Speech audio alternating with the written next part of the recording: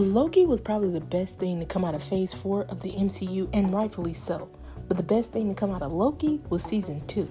Now, I'm not going to go through an entire synopsis of it, but spoilers ahead if you haven't watched it. For those of you who did, what I'm about to tell you is so crazy, but yet so cool that it will make you appreciate Loki even more. This video was inspired because I recently started watching a show on Netflix called Dark.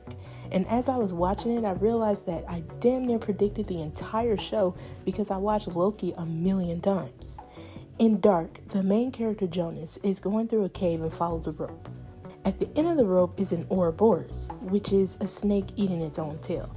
I see this and immediately thought of Ouroboros from Loki, how he was there from the beginning but also at the end, how he designed the tentacle structure of the TVA, and how to operate the loom from Victor Timely, whom he never met. Timely designed his loom from a book written by O.B., and O.B. wrote a book based on Victor Timely. But that isn't what blew my mind. What blew my mind was the loom itself.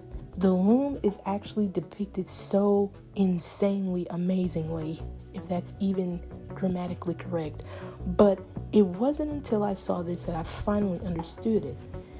The loom connects all the branches of time. Essentially, the loom is a failsafe, as explained by He Who Remains. It was always meant to overload and explode, leading to a multiversal war, unless Loki decides to prevent it by becoming the next He Who Remains, basically. Which was always his destiny, a destiny he thought was in the pursuit of a throne in Asgard, but really was a throne at the end of time. Essentially, this would mean that Loki would oversee the universe instead of allowing the loom to be created to begin with. But have we ever really looked at the loom? I mean, just look at it. Does it remind you of anything? Now look at this. Now look at the loom from this angle. The temporal loom is an interdimensional bridge or wormhole. The entire time we've been watching Loki, essentially season 2, we've been seeing the beginning become the end and the end become the beginning. At the end, Loki turns all these branches into Yall, freeing the timeline, yet all the branches still appear to flow from the tree that, by the way, still looks and appears to be this interdimensional bridge or wormhole. In the world of Marvel Comics, this would mean that Kang invented this concept before Einstein ever could.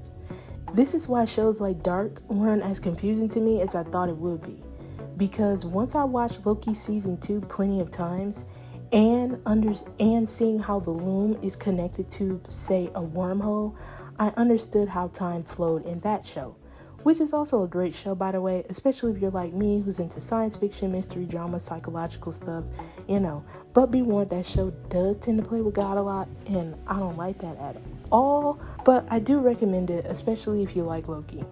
I thought that this was just such a cool discovery, and it honestly goes to show how much attention and detail they put into the show, and why Loki was probably the best thing that came out of that entire phase.